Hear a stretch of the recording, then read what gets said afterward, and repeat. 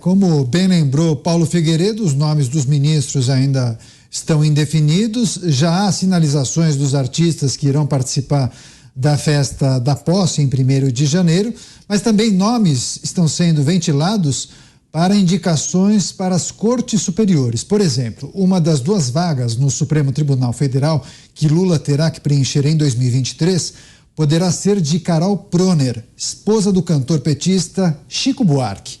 Proner é advogada e milita nas áreas de direitos humanos e direito internacional. De acordo com o portal Metrópolis, o nome da mulher do aliado de Lula é um dos favoritos nas bolsas de apostas dos tribunais superiores de Brasília.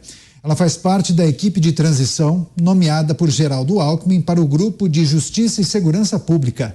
Proner também integra o Grupo Prerrogativas, que é uma agremiação jurídica simpatizante do PT e também de Lula. O casal Carol e Chico é amigo íntimo de Lula e Janja. José Maria Trindade, quais são as reais possibilidades da esposa de Chico Buarque integrar o Supremo Tribunal Federal, ou pelo menos ser indicada? Pois é, olha, Daniel, o poder, ele se cria com poder, mas também com expectativa de poder que às vezes é muito maior até do que o próprio poder. Neste momento, existe fila para tudo, para o Ministério da Justiça, para vários ministérios, né? Esse da Justiça seria ocupado por Ricardo Lewandowski se ele se aposentar antes da hora. Ele, o Lewandowski, foi inclusive citado para outros ministérios, se falou nele na Defesa, mas imediatamente lembraram, olha, isso aí não, né? Sai do Supremo e vai comandar os militares, aí também não.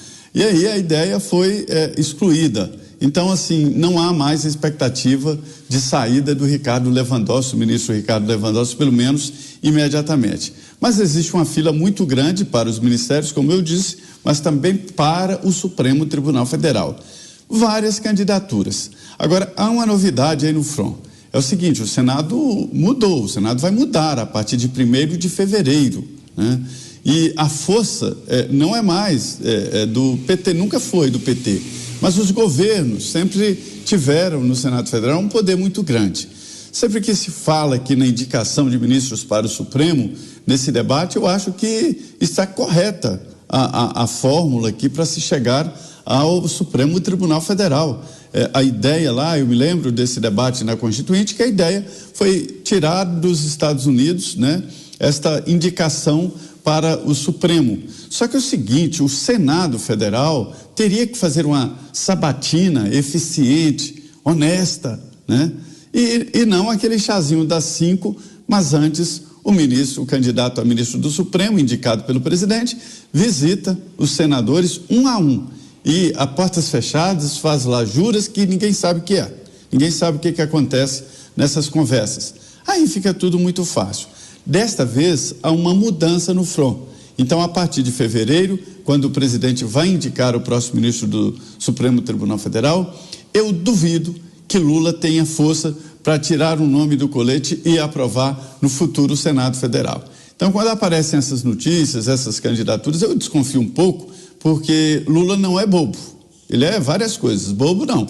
E indicar um nome a ser rejeitado pela primeira vez no Senado Federal não é difícil nesse momento, né? Estamos falando no próximo Senado a partir do ano que vem.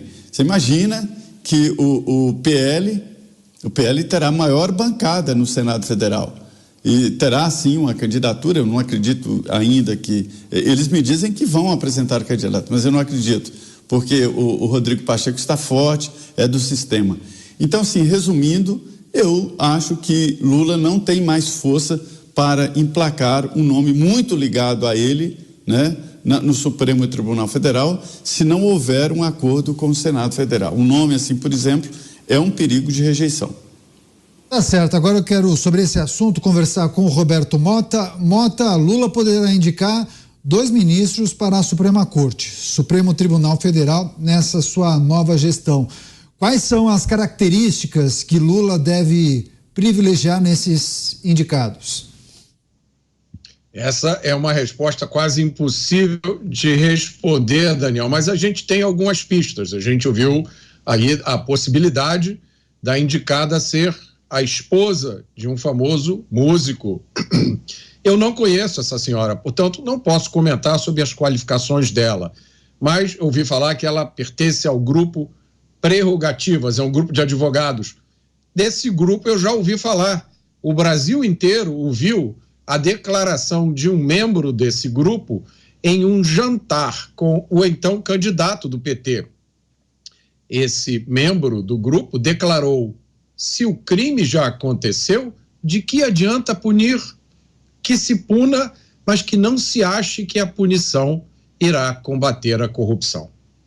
Eu lamento que o indicado para o STF não será, por exemplo, o procurador de justiça Marcelo Rocha Monteiro, que não será, por exemplo, a juíza Ludmila Lins Grilo, ou tantos outros juristas brasileiros corajosos e preparados que se opõem ao ativismo judicial. Por isso, só me resta aqui lembrar alguns versos desse músico. Pai, afasta de mim esse cálice de vinho tinto de sangue. Como beber dessa bebida amarga, tragar a dor, engolir a labuta. Mesmo calada a boca, resta o peito. Silêncio na cidade não se escuta. De que me vale ser filho da santa, melhor seria ser filho da outra. Outra realidade menos morta. Tanta mentira, tanta força bruta. É isso, Roberto Mota e suas análises e comentários. Agora, Paulo Figueiredo, você até tinha comentado sobre esse assunto, né? A possibilidade dessa indicação ao Supremo Tribunal Federal. Com você, Paulo. Não, porque nada está ruim que não possa piorar, né? Se vocês acham que o time atual é ruim, vocês imaginam o que virá com... Eu diria assim, um mandato do Lula, mas se as coisas continuarem como são, não é um mandato do Lula. A esquerda nunca mais sai do poder no Brasil. Porque para a esquerda sair do poder no Brasil, nós precisamos ter eleições, né? E não bastam ser qualquer eleições. Eleições a Venezuela está dizendo que vai fazer agora também. Precisam ser eleições limpas. Então, não só essas vagas para o Supremo Tribunal Federal serão preenchidas, como todas as outras daqui para frente serão preenchidas por pessoas deste naipe, desse quilate. Pessoas aí de grupo prerrogativo, pessoas, enfim, esposa de Chico Buarque. Eu fico pensando porque teve uma época que houve uma decisão, se não me engano, do próprio Alexandre de Moraes, de que o Bolsonaro não poderia nomear o diretor da Polícia Federal.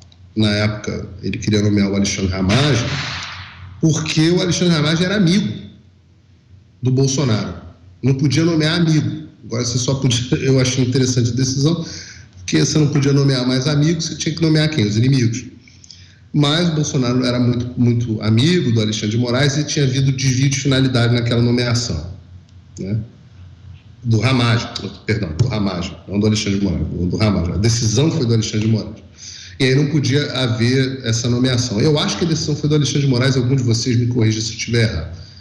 Lá atrás, uma das primeiras decisões ilegais, inegavelmente ilegais do Alexandre de Moraes. Eu me pergunto se essa decisão valeria também para uma amiga do Lula.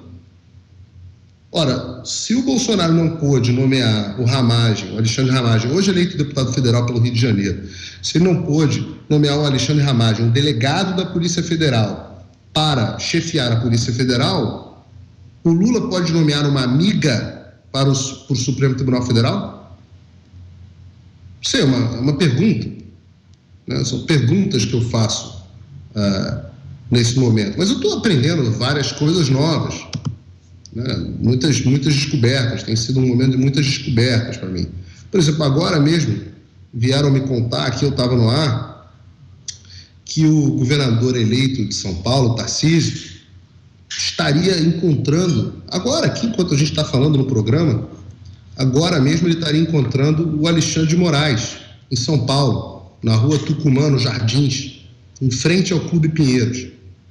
E vieram me falar isso, e isso está, eventualmente agora já ganhou a internet, e eu queria que o governador Tarcísio dissesse para nós que é mentira. Queria que ele viesse ao público para desmentir, para que a gente possa respirar aliviado. Porque já foram muitas decepções nesse ano, né? Esse foi um ano de muitas decepções, eu não queria mais essa. Então, como eu tenho o governador Tarcísio na mais alta conta, eu duvido muito que ele esteja encontrando justamente o algoz do Brasil. Eu diria algoz do presidente Bolsonaro, sem dúvida nenhuma, mas algoz do Brasil. Eu duvido que isso esteja acontecendo. Então, eu queria aproveitar aqui o programa para fazer esse pedido encarecido ao governador eleito Tarcísio para que, por favor, apareça e desminta esses rumores que estão ganhando a internet desse encontro, porque seria absolutamente indesculpável, neste momento, nessa altura do campeonato, esse tipo de atitude de alguém que teve um voto de confiança da maioria do povo do estado de São Paulo, o mesmo povo que votou, em sua grande maioria também, quase em número idêntico, em Jair Bolsonaro. Paulo, só para ratificar a sua informação, de fato, a suspensão da nomeação de Alexandre Ramagem para o comando da Polícia Federal, a suspensão foi determinada pelo ministro Alexandre de Moraes